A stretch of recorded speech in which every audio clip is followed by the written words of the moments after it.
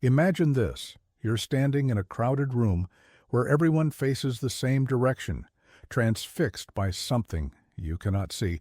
Curiosity compels you to turn your head, just slightly, to look elsewhere. The moment you do, a ripple of discomfort spreads through the room. Eyes dart toward you. Whispers begin. Someone clears their throat. The message is subtle but unmistakable. Turn back. Look where we're looking. Don't disrupt the collective gaze. Have you ever felt that pressure? That invisible hand guiding your thoughts back toward the acceptable, the agreed upon, the sanctioned perspective. The paradox of modern society reveals itself in plain sight. We celebrate independence in theory while punishing it in practice. We hang posters of Einstein, Curie, and Gandhi on our walls, iconoclasts who shattered the boundaries of conventional thought, yet we instinctively recoil when confronted with genuine independent thinking in our midst. The innovator becomes the heretic until time renders their ideas palatable, their rebellion sanitized for consumption.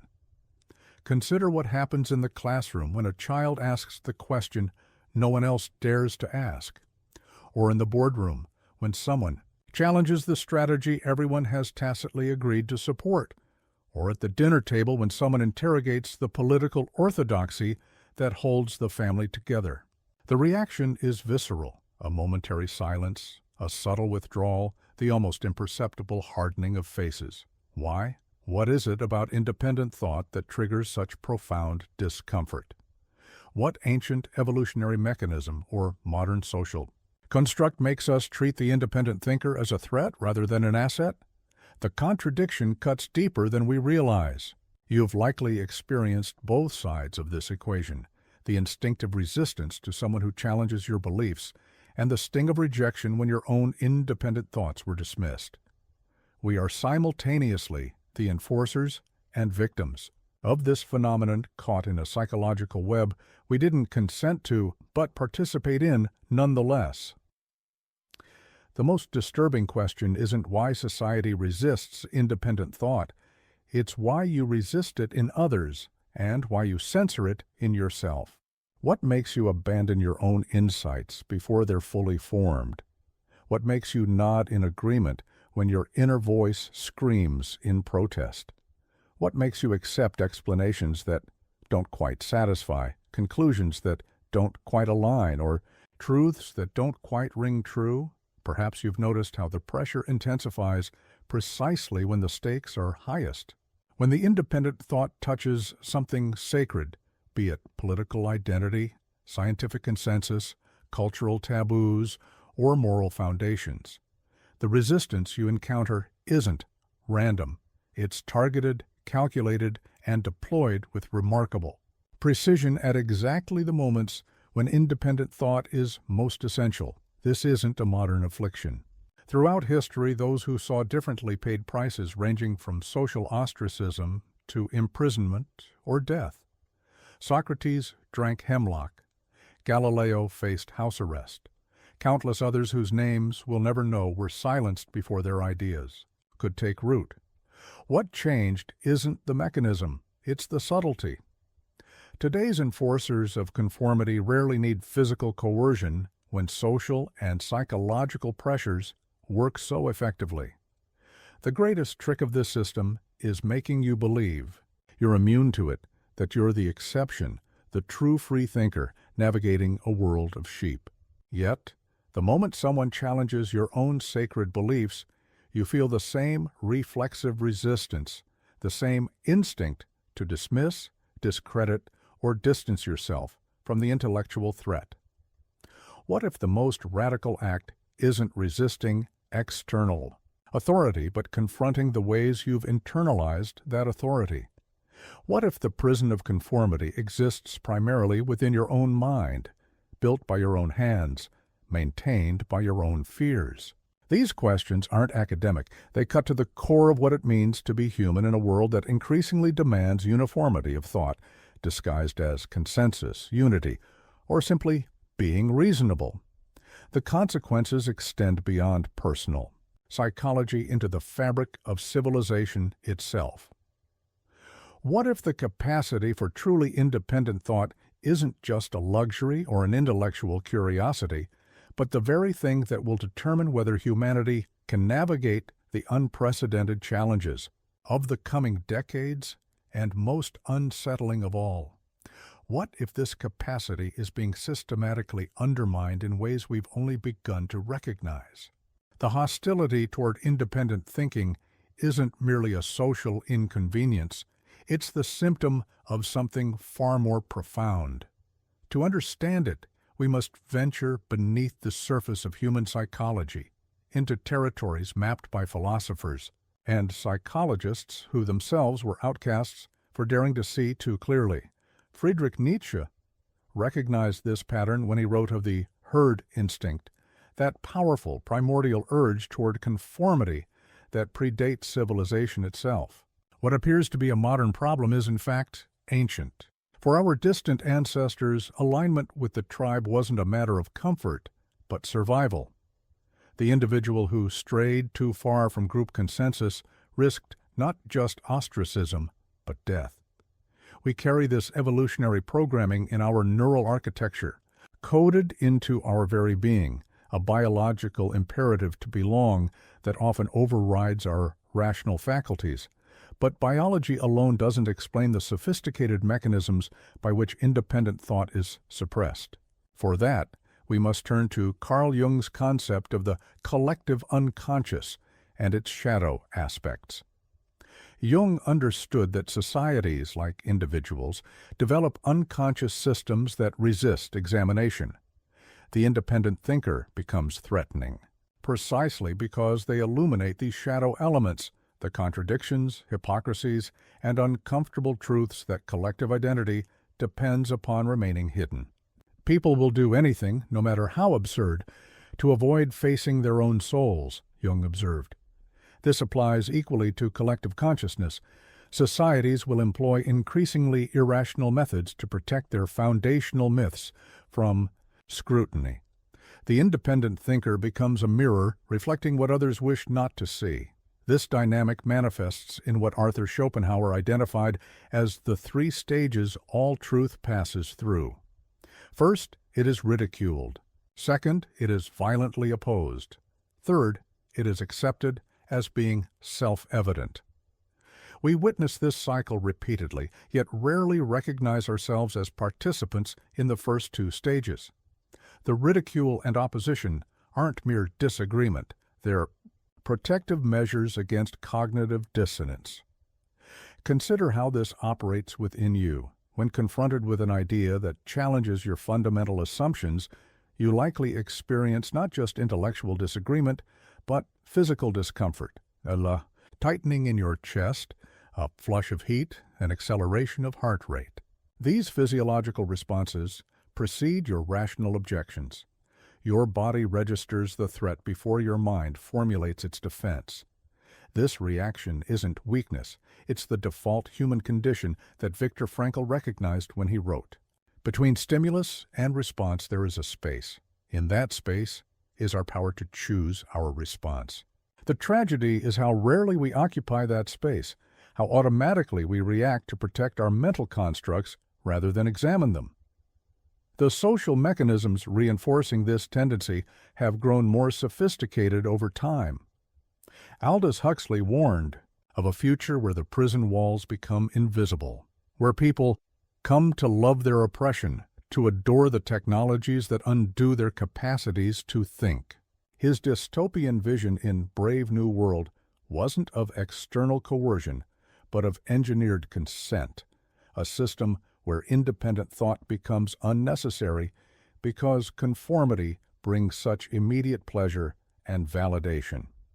We've arrived at a perverse inversion of Huxley's prediction, a world where thinking independently brings immediate pain through social media pylons, professional ostracism, or simple exclusion from the warmth of belonging. The prison isn't just invisible, it's experienced as freedom by those within it. Jean-Paul Sartre's concept of bad faith illuminates another dimension of this problem. Bad faith represents the self-deception that allows us to escape the anxiety of authentic existence. When we retreat from independent thought, we're often engaging in this form of self-deception, pretending we have no choice but to conform when, in fact, we do. We simply find the responsibility of genuine intellectual autonomy too terrifying to bear. Man is condemned to be free, Sartre wrote, condemned because he did not create himself, yet is nevertheless at liberty, and from the moment he is thrown into this world, he is responsible for everything he does. This responsibility includes our thoughts, perhaps especially our thoughts. To think independently is to accept the burden of this responsibility rather than outsourcing it to consensus. The most insidious aspect of this suppression mechanism isn't external punishment but internalized constraint. Michel Foucault's analysis of power reveals how modern systems of control operate not through obvious coercion, but through self-surveillance and self-regulation. We become our own thought police. The prison guard moves from the watchtower into our minds, and we call this integration maturity or reasonableness.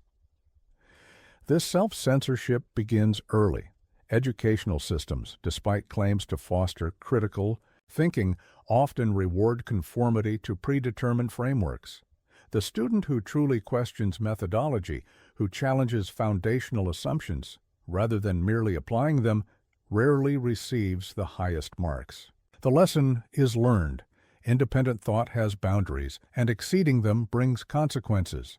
By adulthood, most people have internalized these boundaries so completely they no longer perceive them as external constraints. The voice saying, "Don't go there," seems to be their own. The hesitation before voicing a truly original thought feels like prudence rather than fear. The discomfort when encountering genuinely independent thinking in others registers as righteous skepticism rather than defensive reaction. The impact extends beyond intellectual life into emotional and spiritual domains. When we surrender intellectual autonomy, we fragment our very being. We develop what psychologists call compartmentalization, the ability to hold contradictory beliefs without allowing them to confront each other. This internal division creates a type of cognitive dissonance that must be managed through increasingly complex psychological mechanisms.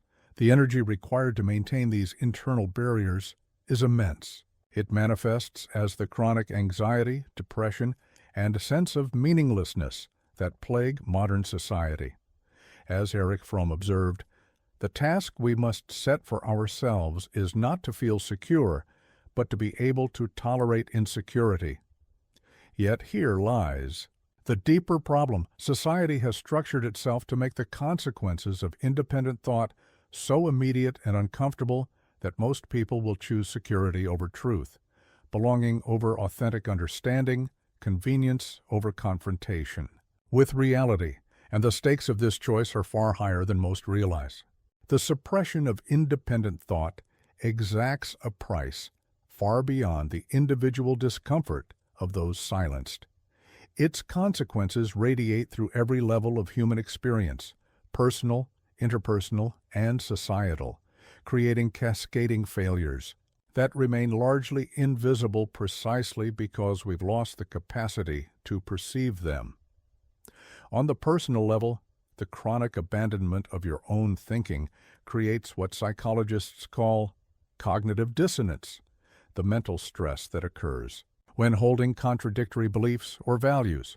Your mind knows when you've betrayed your own insights, even if you consciously deny it. This dissonance demands resolution, and since challenging societal narratives feels too dangerous, you resolve it through self-deception instead. The neurological cost is measurable. When you repeatedly suppress your authentic thought patterns, you're essentially practicing a form of self-induced neural pruning. The brain operates on a use-it-or-lose-it principle. Neural pathways that aren't exercised weaken and eventually atrophy. The capacity for original thought isn't abstract. It's a physical reality dependent on actual neural networks. When unused, these networks deteriorate, making independent thought not just socially uncomfortable, but neurologically more difficult over time.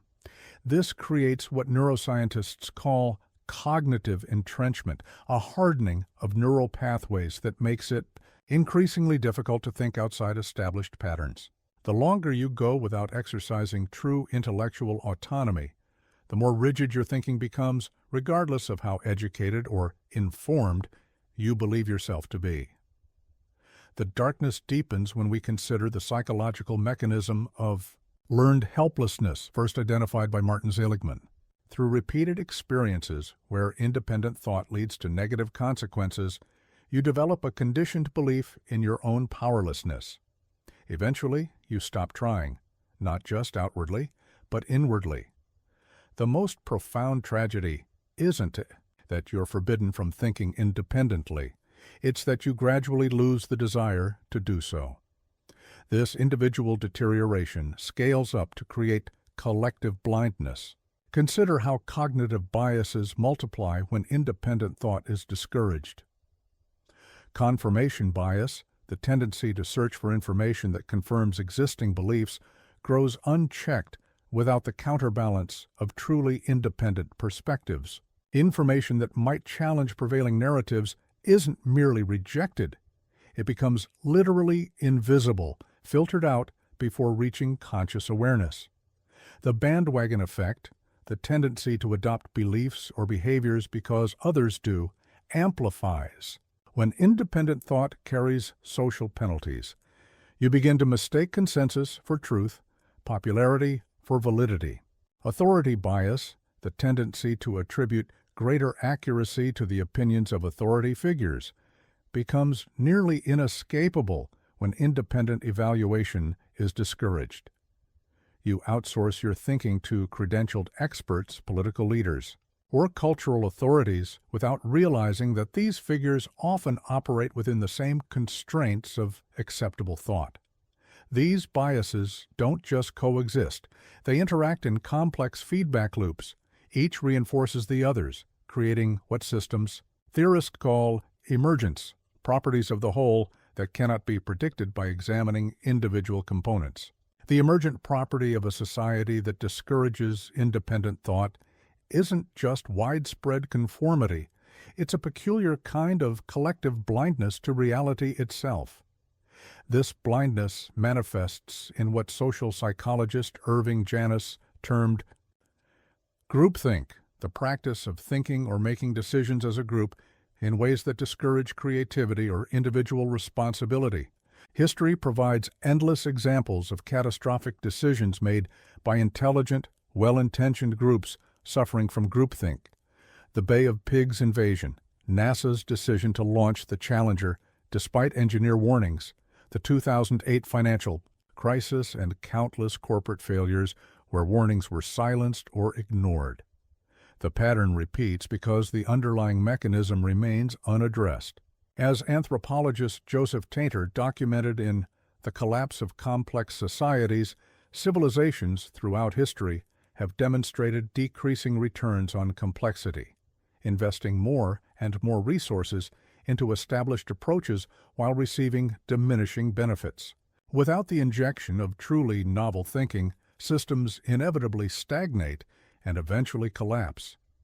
The modern manifestation of this pattern is particularly insidious because it occurs amid unprecedented information abundance. The illusion of diverse thought masks a narrowing bandwidth of acceptable perspectives.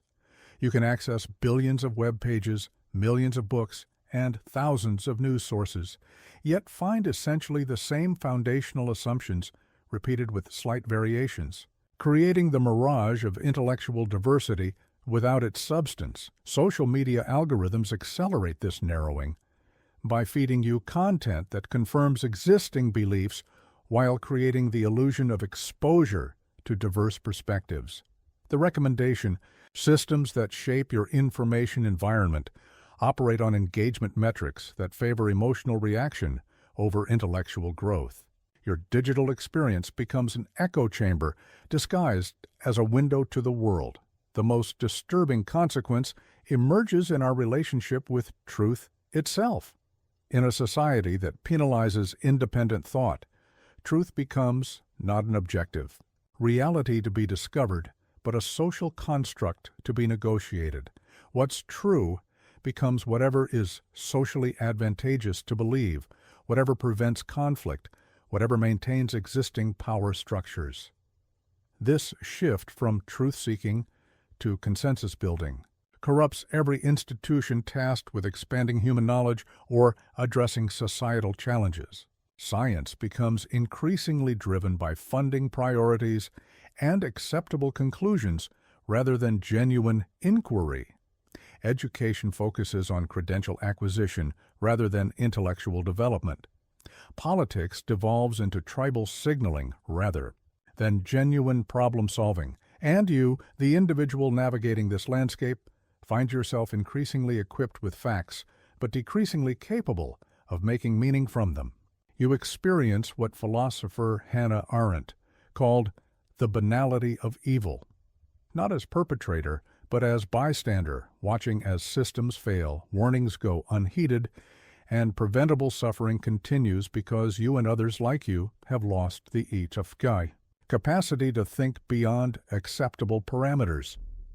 The existential risk isn't just that wrong decisions will be made, it's that our collective capacity to recognize and correct errors diminishes over time. Systems theorists call this requisite variety, the principle that a system must possess diversity in its responses, matching the diversity of challenges it faces. A society that suppresses independent thought systematically reduces its requisite variety, becoming increasingly vulnerable to novel threats. This vulnerability isn't theoretical. It manifests in our inability to address complex challenges like climate change, technological disruption, and social fragmentation, problems that cannot be solved through consensus thinking because they were created by it. The most profound consequence may be what philosopher Martin Heidegger called the forgetting of being, a collective amnesia about what it means to exist authentically. Beyond the practical failures lies a spiritual impoverishment, a loss of connection to the authentic experience of being human. Yet within this darkness lies an unrecognized opportunity, one that becomes visible only when you begin to perceive the full scope of what's been lost. The path to reclaiming your intellectual sovereignty begins with a radical inversion. What if conformity, not independence, is the true risk? What if the apparent safety of consensus is itself the greatest danger? Consider this counterintuitive truth. The suppression of independent thought isn't merely imposed from above, it's invited from within. Your complicity in your own intellectual confinement is precisely where your power to break free resides. The walls of the prison may be built by social forces, but you hold the key to your cell. This realization doesn't come easily. As Dostoevsky observed through his character in The Brothers Karamazov, man is tormented by no greater anxiety than to find someone quickly to whom he can hand over that great gift of freedom with which he is born. The first act of rebellion is refusing to surrender this gift regardless of the comfort conformity promises. The methodology of liberation begins not with grand external gestures, but with small internal revolutions. Start by practicing what philosopher Pierre Hadot called spiritual exercises, disciplined acts of mental independence performed regularly until they become second nature. The first exercise is simple yet profound, intentional doubt, not the paralyzing skepticism that questions everything equally, but the strategic questioning of what you're most certain about.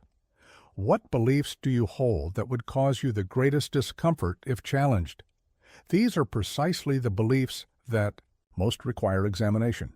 The areas where you feel most certain are often where you've outsourced your thinking most completely. James Baldwin captured this necessity when he wrote, "Any real change implies the breakup of the world as one has always known it, the loss of all that gave one an identity, the end of safety. True independent thought requires this willingness to have your identity temporarily destabilized. The second practice is what Stoic philosophers called the view from above, the deliberate shift in perspective that allows you to see your beliefs as historical and cultural constructs rather than objective truths. Your most cherished convictions would likely be different had you been born in another time or place. This doesn't make them false, but it reveals their contingency and creates space for genuine evaluation. Marcus Aurelius practiced this when he wrote, "Look at the past, empire succeeding empire, and from that, extrapolate the future." The ability to contextualize your own thinking within larger historical patterns breaks the spell of present assumptions. The third practice is strategic exposure to genuine intellectual diversity, not the performative variety that presents different flavors of the same fundamental worldview, but engagement with truly alternative paradigms. This means seeking out thinkers who challenge not just your conclusions, but your premises, who operate from entirely different foundational assumptions. Consider the examples of those throughout history who maintained intellectual independence. Despite overwhelming pressure, Galileo Galilei, forced to recant his scientific findings publicly, allegedly whispered, "Eppur si muove," and yet it moves, after his formal recantation, maintaining his inner commitment to truth even while outwardly conforming to avoid death. Hypatia of Alexandria, the mathematician and philosopher who continued, teaching controversial ideas even as religious extremism rose around her, ultimately paying with her life, but leaving a legacy that outlived her persecutors. Viktor Frankl, who discovered in Nazi concentration camps that inner freedom remains possible even under extreme external constraint. Everything can be taken from a man but one thing, the last of the human freedoms, to choose one's attitude in any given set of circumstances. Their examples reveal a crucial insight. The goal isn't merely to replace one set of externally imposed ideas with another, but to reclaim the process of thinking itself. True liberation comes not from what you think, but how you think, the recovery of your cognitive sovereignty. This recovery requires recognizing the subtle ways you've been conditioned against independent thought. Notice how discomfort arises when you consider perspectives outside acceptable boundaries. Observe the automatic flinch away from thoughts that might bring social consequences. These reactions aren't failures. They're valuable data, signals, indicating precisely where your thinking has been externally constrained. Make these constraints visible through what anthropologists call defamiliarization, the practice of making the familiar strange. Step back from your social environment as if encountering it for the first time. What unstated rules govern acceptable thought in your professional circles, social groups, or family dynamics? Which topics generate instant discomfort? Where does conversation stop before it reaches fundamental questions? This practice reveals the invisible architecture of thought suppression operating in your daily life. Once visible, these constraints lose much of their power. As Ludwig Wittgenstein noted, the aspects of things that are most important for us are hidden because of their simplicity and familiarity. The practical application of this awareness involves creating what sociologist Ray Oldenburg called third places, environments neither domestic nor professional, where authentic exchange becomes possible. These might be physical spaces or digital, communities characterized by psychological safety, intellectual courage, and genuine curiosity. The key is establishing contexts where the normal penalties for independent thought are temporarily suspended. Within these spaces, practice the art of steel manning rather than straw manning, articulating opposing views in their strongest, most persuasive form before responding to them. This practice builds the neural pathways necessary for genuine intellectual flexibility. The ultimate rebellion occurs when you reclaim what philosopher Harry Frankfurt called your epistemic authority, your right and responsibility to determine what you believe based on your own evaluation rather than external validation. This doesn't mean rejecting external input. It means processing that input through your own critical faculty rather than bypassing it. As you develop this capacity, something remarkable happens. The fear that initially accompanied independent thought gradually transforms into exhilaration. What once felt dangerous begins to feel essential. The discomfort doesn't disappear. It's recontextualized as the necessary friction that accompanies growth. This transformation isn't merely intellectual, but neurological. You're literally rewiring your brain, strengthening neural connections that may have atrophied through disuse. The capacity for independent thought, like any complex ability, improves with practice, creating an upward spiral where each act of intellectual courage makes the next one easier. What emerges isn't arrogance, but its opposite, a profound intellectual. Humility born from recognizing both the limitations and possibilities of your own mind. You become simultaneously more confident in your capacity to think and more aware of the boundaries of your understanding. And in this paradoxical state of humble confidence, you discover the most liberating truth of all. The most profound revelation awaits those who persist in the practice of independent thought, a truth so transformative it recontextualizes everything that came before. Society doesn't hate independent thinking because it's dangerous to the collective. It fears it because authentic thought reveals that what we call society is largely a collective fiction, a shared hallucination maintained through mutual agreement. This isn't mere rhetoric or metaphor.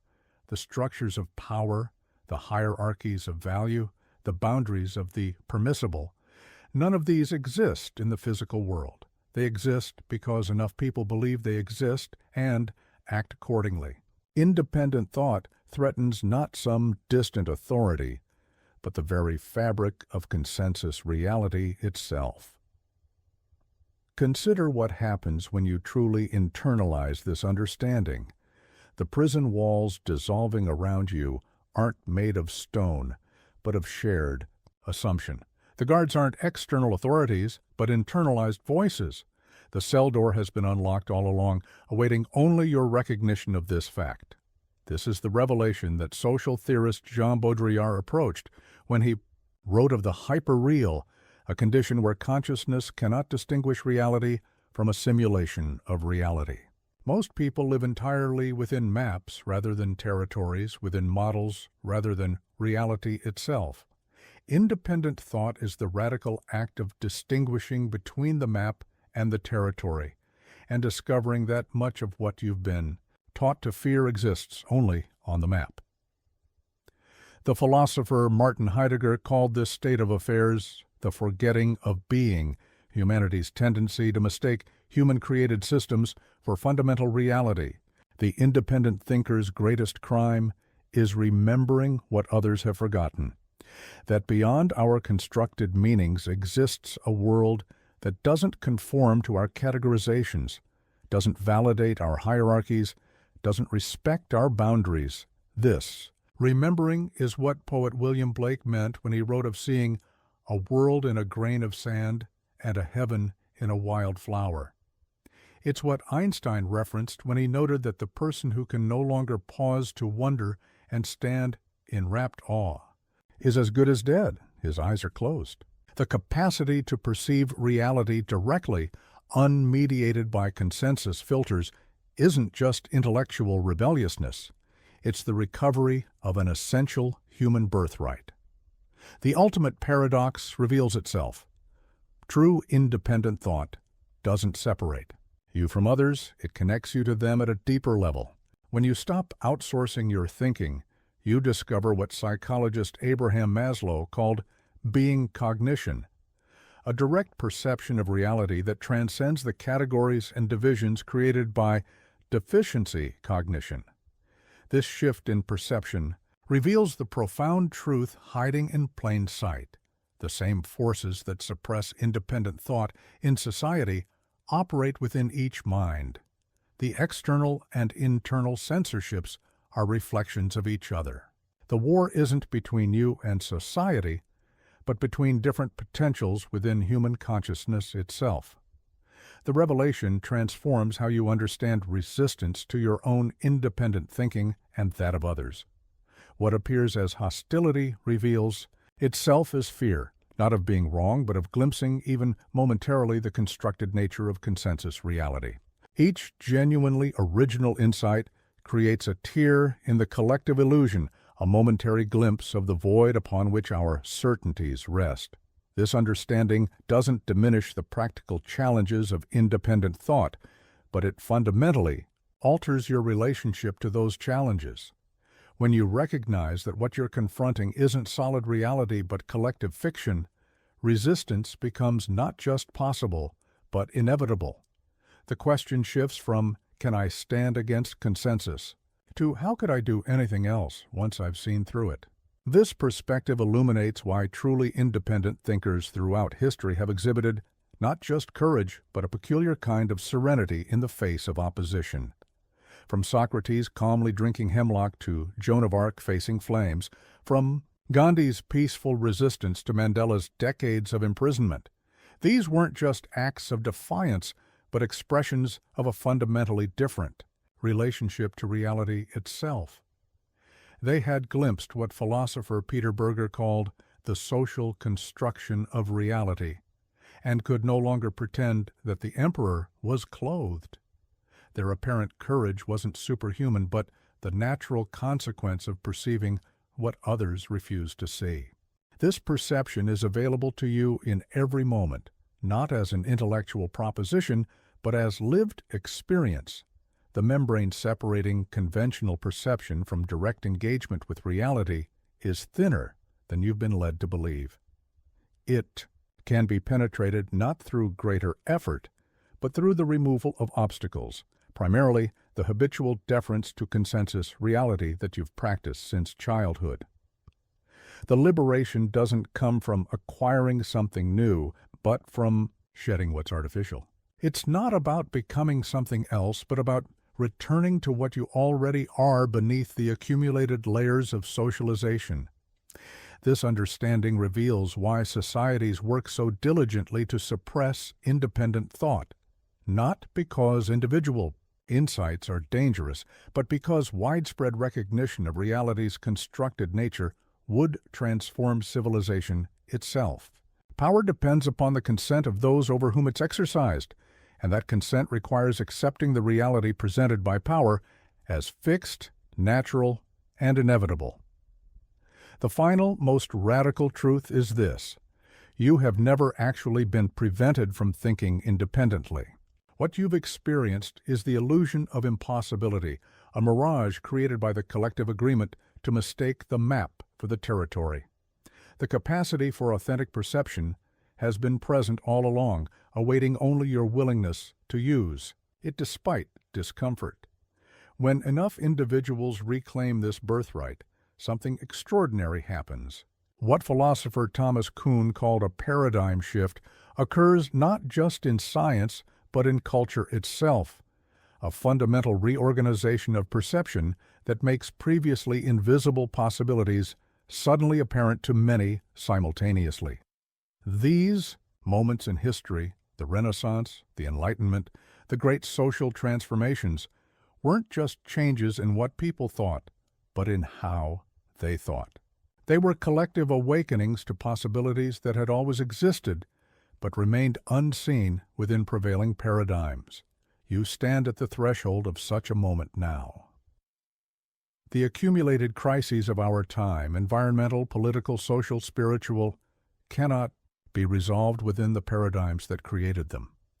They require precisely what society most discourages: genuine perception, unfiltered by consensus reality. The invitation before you transcends mere intellectual rebellion. It's a call to radical presence, to direct engagement with reality itself, rather than the descriptions of reality you've inherited. This is not a battle between you and society, but a choice between fundamentally different ways of being human. And in that choice lies not just your personal liberation, but the possibility of collective transformation. A world where independent thought isn't merely tolerated, but recognized as the essential catalyst for human flourishing. The question isn't whether you can think independently despite society's resistance. The question is, having glimpsed this possibility, how could you possibly choose anything else?